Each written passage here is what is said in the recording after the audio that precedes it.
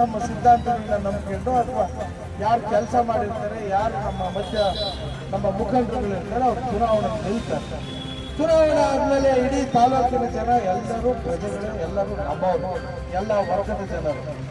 ಇದರಲ್ಲಿ ರಾಜಕಾರಣ ಮಾಡಿ ನಾವು ಅಧಿಕಾರದಲ್ಲಿದ್ದಾಗ ಅವ್ರಿಗೆ ತೊಂದರೆ ಆಗಿ ಮನಸ್ಸು ತೋರಿಸ್ಕೋಬಾರ್ದು ವಿರೋಧ ಪಕ್ಷದವರು ಅಂತೇಳಿ ಎಲ್ಲರಿಗೂ ಕೆಲಸ ಮಾಡಿಕೊಡ್ತಿದ್ವಿ. ಆದ್ರೆ ಇವತ್ತು ಯಾವ ಪರಿಸ್ಥಿತಿ ಬಂದಿದೆ, ನಮ್ಮ ಕಾರ್ಯಕರ್ತರು, ನಮ್ಮ ಮುಖಂಡರುಗಳು ಬಿಟ್ಬಿಡ್ರಿ, ಒಬ್ಬ ಸಾಮಾನ್ಯನಿಗೆ ನ್ಯಾಯ ಸಿಗ್ತಕ್ಕಂಥ ಕೆಲಸ ನಮ್ಮ ತಾಲೂಕಿನಲ್ಲಿ ಆಗ್ತಾ ಇಲ್ಲ. ಅವರೆಲ್ಲ ಇಡೀ ಶಾಪ ಆಗ್ತಾ ಇದ್ದಾರೆ ಕಣ್ರಿ. ಒಂದು ನಿಮಿಷ ಜನಗಳ ಕಣ್ಣಿಗೆ, ಜನಗಳ ಶಾಪಕ್ಕೆ ಯಾರೂ ತಡೆದಿಲ್ಲ ಇದುವರೆಗೂ. ಇದನ್ನ ಅರ್ಥ ಮಾಡ್ಕೋಬೇಕು. ದಯಮಾಡಿ ಒಂದು ಒಳ್ಳೆ ಅವಕಾಶವನ್ನ ಸದುಪಯೋಗ ಮಾಡ್ಕೊಳ್ಳಿ. ಕಾಂಗ್ರೆಸ್ ಸರ್ಕಾರ, ಜನ ನಿಮ್ಮನ್ನು ಆಯ್ಕೆ ಮಾಡಿದ್ದಾರೆ. ಇನ್ಮೇಲಾದ್ರೂ ಜನ ಮೆಚ್ಚುವಂತ ಕೆಲಸ ಮಾಡದೇ ಇದ್ರು ಜನ ಸಮಾಧಾನ ಆಗುವಂತ ಕೆಲಸನಾರ ಮಾಡಿ ಅಂತ ಹೇಳಿ, ತತ್ಕ್ಷಣಕ್ಕೆ ನಮ್ಮ ಮೆಕ್ಕೆಜೋಳದ ಖರೀದಿ ಕೇಂದ್ರವನ್ನ ತೆರೆದು ನೇರವಾಗಿ ರೈತರಿಂದನೇ ತಗೊಂಡು ಮತ್ತೆ ಮಧ್ಯೆ ದಲ್ಲಾಳಿಗಳ ಹತ್ರ ತಗೊಂಡು ಅವ್ರು ಯಾರೋ ಸ್ಟಾರ್ಟ್ ಮಾಡಿ ಅಲ್ಲಿಂದ ಬಿಟ್ಟು ನಿಮಗೆ ಬೇಕಾದ್ರೆ ಇದು ಯಾವ್ದೋ ಒಂದು ನಮ್ಮ ಅಮ್ಮಗುಡ್ಡದ ಇದು ರಂಗಯ್ಯನಿಗೆ ಕಾರ್ಡ್ ಕಡಿದ್ರಲ್ಲ, ಏನ್ರಿ ಇವತ್ತು ಮಳೆ ಆಗ್ತಾ ಇಲ್ಲ.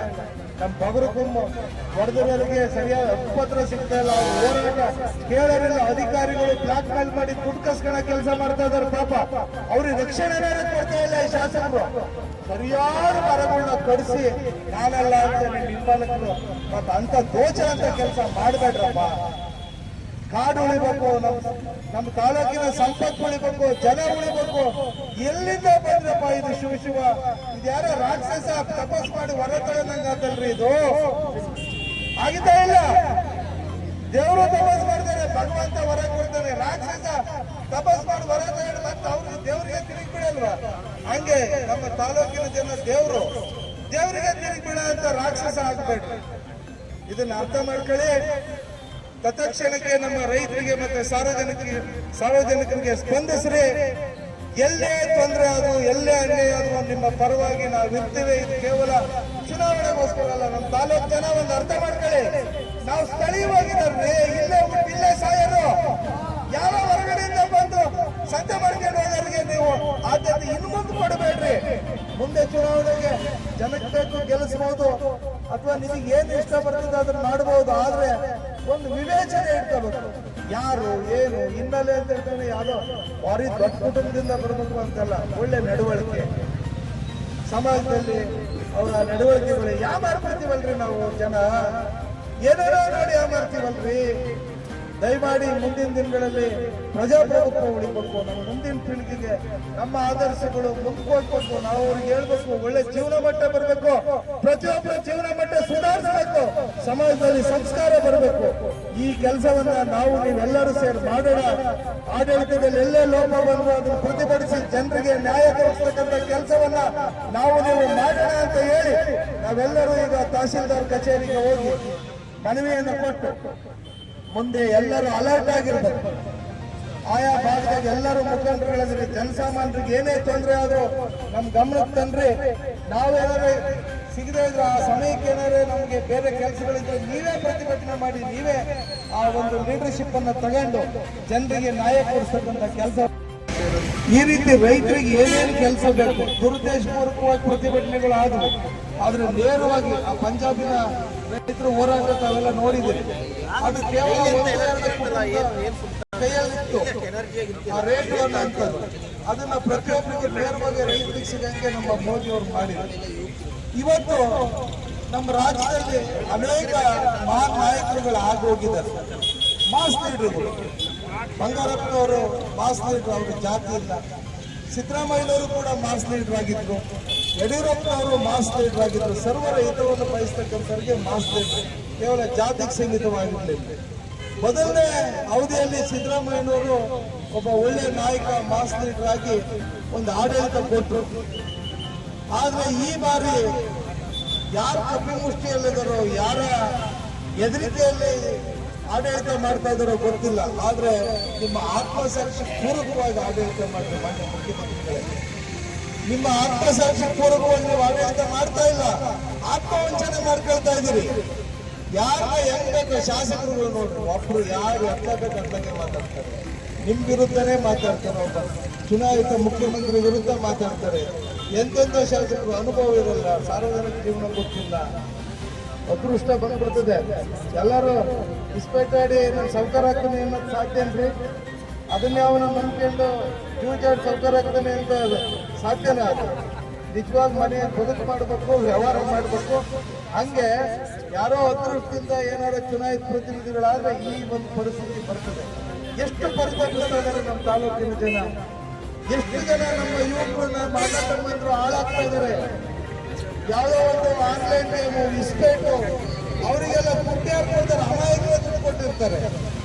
ಮತ್ತೆ ನಮ್ಮ ತಾಲೂಕಿನಲ್ಲಿ ಆಡಳಿತ ವ್ಯವಸ್ಥೆ ಎಲ್ಲಿ ಹೋದ್ರೂ ನಮಗೆ ನ್ಯಾಯ ಸಿಗುತ್ತೆ ಅನ್ನೋ ಗ್ಯಾರಂಟಿ ಇಲ್ಲ. ಯಾರ್ಯಾರ ಕೆಲಸ ನ್ಯಾಯವಾಗಿ ಕೇಳಕ್ಕೆ ಹೋದ್ರೆ ನಮ್ಮ ಪಕ್ಷಕ್ಕೆ ಸೇರ್ತೀವಿ ಅಂತ ಹೇಳ್ತಾರೆ. ಯಾವಾಗ ಕರಿಬೇಕು? ಚುನಾವಣೆ 6 ತಿಂಗಳಿದ್ದಾಗ ನೀವೇನಾದ್ರು ಕಾನೂನಾದ ಕೆಲಸ ಮಾಡಿ ಜನ ಮೆಚ್ಚುಗೆ ಇದ್ದಾಗ ಅದು ಒಪ್ಪಿ ಬರ್ತಾರೆ, ಇಲ್ಲ ಅಂತ ಕರಿಬಹುದು.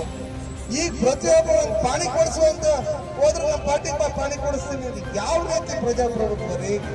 ನಿನ್ನೆ ತಾನೇ ನಮ್ಮ ತಾಲೂಕಿನ ಹಿರಿಯ ಕನಿಷ್ಠ ನಾನು ವಿರೋಧಿಗಳು ಅಥವಾ ಏನೋ ಹೇಳಿದ್ರು ಅಂತ ಹೇಳಿ ನಾವು ಸಂತೋಷ ಪಟ್ಟಿಲ್ಲ.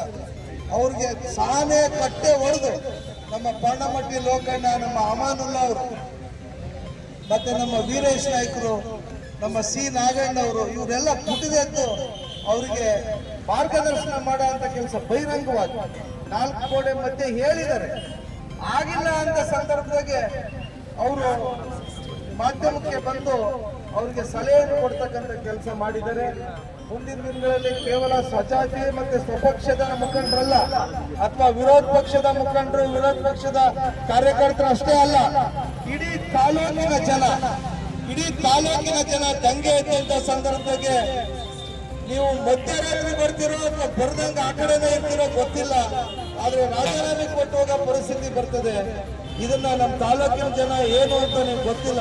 ನಿಮ್ಮಂತ ಒಬ್ಬ ಮನುಷ್ಯನ ಗೆಲ್ಸಿದ್ದಾರೆ, ಅರ್ಥ ಮಾಡ್ಕೊಳ್ಳಿ. ಇನ್ನು ಏನ್ ಬೇಕಾದ್ರೂ ಮಾಡ್ತಾರೆ ನಮ್ಮ ತಾಲೂಕು ಜನ ಅನ್ನೋದನ್ನ ಈ ತಾಲೂಕಿನ ಶಾಸಕರು ಅರ್ಥ ಮಾಡ್ಕೋಬೇಕು. ನಿನ್ನೆ ನಮ್ಮ ಮಾಧ್ಯಮ ಮಿತ್ರರಿಗಿಂತ ವಿಶೇಷವಾಗಿ ಹೇಳೋದಕ್ಕೆ ಇಷ್ಟಪಡ್ತೀನಿ. ಅನೇಕ ಜನ ವಿಜೇಂದ್ರ ಅವರ ಒಂದು ಲೇಖನಗಳು ಬರೆಯೋದು, ಇರ್ತಕ್ಕಂಥವ್ರೆ ನಮ್ಮ ಮಧ್ಯೆ ಇರ್ತಕ್ಕಂಥವ್ರೆ ಕಾಲಿಳಿಯೋದು, ಯುಕ್ತ ಸಂತೋಷಿಗಳು. ಯಾವ ಹೋರಾಟ ತಾರ್ಕಿಕ ಅಂತ ಮುಟ್ಟಿಲ್ಲ ಅಲ್ಲರಿ. ಕಬ್ಬು ಬೆಳೆಗಾರರಿಗೆ ಯಾವ ಮಂತ್ರಿಗಳು ಹೋಗ್ಲಿಲ್ಲ ಅಲ್ಲಿ. ಅವಾಗ ನಮ್ಮ ರಾಜ್ಯಾಧ್ಯಕ್ಷರಾದ ವಿಜೇಂದ್ರ ಅವರು ಹೋಗಿ ಅವರು ಹುಟ್ಟಿದ ದಿನನೂ ರೈತರ ಜೊತೆ ಕಳೆದು ಒಂದು ಉಗ್ರವಾದ ಹೋರಾಟ ಮಾಡಿ ಒಂದು ಸಂದೇಶ ಕೊಟ್ಟದಕ್ಕೆ ಸಿದ್ದರಾಮಯ್ಯನವರು ಅಲರ್ಟ್ ಆಗಿ ಸಿದ್ದರಾಮಯ್ಯನವರು ಅದಕ್ಕೆ ಪ್ರತಿಕ್ರಿಯೆ ಕೊಟ್ಟು 2-3 ದಿವಸದಲ್ಲಿ ನಾವು ಕೇಳಿದಷ್ಟಲ್ಲಿದ್ರು ಅದು ಒಂದು ಸ್ಪಂದಿಸ್ತಕ್ಕಂಥ ಕೆಲಸ ಮಾಡಿದ್ವಿ. ನಾವು 3,600 ರೂಪಾಯಿ ಕಬ್ಬಿನ ಬೆಂಬಲ ಬೆಲೆ ಕೇಳಿದ್ವಿ. ಆದ್ರೆ ಕನಿಷ್ಠ ಎಲ್ಲರನ್ನೂ ವಿಶ್ವಾಸಕ್ಕೆ ತಗೊಂಡು ವಿಜೇಂದ್ರ ಅವರು ಆ ಹೋರಾಟಕ್ಕೆ ಧುಮುಕಿದ ಮೇಲೆ ಇವತ್ತು ಮೆಕ್ಕೆಜೋಳದ ಹೋರಾಟ ಅಂತ ನಾವು ಶುರು ಮಾಡಿದ ಮೇಲೆ ಇವತ್ತಿನ ಪೇಪರ್ನಾಗ ಬಂದಿದೆ 2,400 ರೂಪಾಯಿ ನೇರವಾಗಿ ನಮ್ಮ ರೈತರಿಂದ ಖರೀದಿಸಬೇಕು ಅಂತ. ವಿಜೇಂದ್ರ ಅವರು ಹೋರಾಟಕ್ಕೆ ಧುಮುಕಿದ ಇದು ಮುಂದೆ ಮತ್ತೆ ಕಾಡ್ಗೀಚಿನಂತೆ ಹಬ್ಬುತ್ತೆ, ಇಡೀ ರಾಜ್ಯಾದ್ಯಂತ ಅಸ್ತವ್ಯಸ್ತ ಆಗುತ್ತದೆ ಅಂತ ಹೇಳಿ ಇವತ್ತು ಪೇಪರ್ನಲ್ಲಿ ನೋಡಿ. ಆದ್ರೆ ಅದು ಖರೀದಿ ಕೇಂದ್ರ ತೆರೆದು ನಮ್ಮ ರೈತರಿಗೆ ನೇರವಾಗಿ ಅನುಕೂಲ ಆಗಿದ್ದ ದಿವಸ ನಮ್ಮ ಹೋರಾಟವನ್ನು ನಿಲ್ಲಿಸ್ತೀವಿ. ಅಲ್ಲಿವರೆಗೂ ನಮ್ಮ ಪ್ರತಿಭಟನೆ ಯಾವಾಗಲೂ ಇರ್ತದೆ. ಇದು ಒಂದು ವಿಜೇಂದ್ರ ಅವರ ಹೋರಾಟದ ಪ್ರತಿಫಲ. ಪ್ರತಿ ಹೋರಾಟದಲ್ಲೂ ಕೂಡ ಅವರು ಯಶಸ್ಸನ್ನು ಕಂಡಿದ್ದಾರೆ. ನಮ್ಮ ಮಧ್ಯೆ ಇತ್ತು ವಿಜೇಂದ್ರ ಯಾವುದೇ ಹೋರಾಟವನ್ನ ತಾರ್ಕಿಕ ಅಂತ ಕಾಣಲಿಲ್ಲ ಅಂತ ಹೇಳೋರಿಗೆ ಇದೊಂದು ಸರಿಯಾದ ಸಂದೇಶ. ಹಾಗೆ ಇಡೀ ರಾಜ್ಯದಲ್ಲಿ ಪ್ರತಿ ಸಾರಿ ಹೇಳ್ತಾರೆ ಸರ್ಕಾರ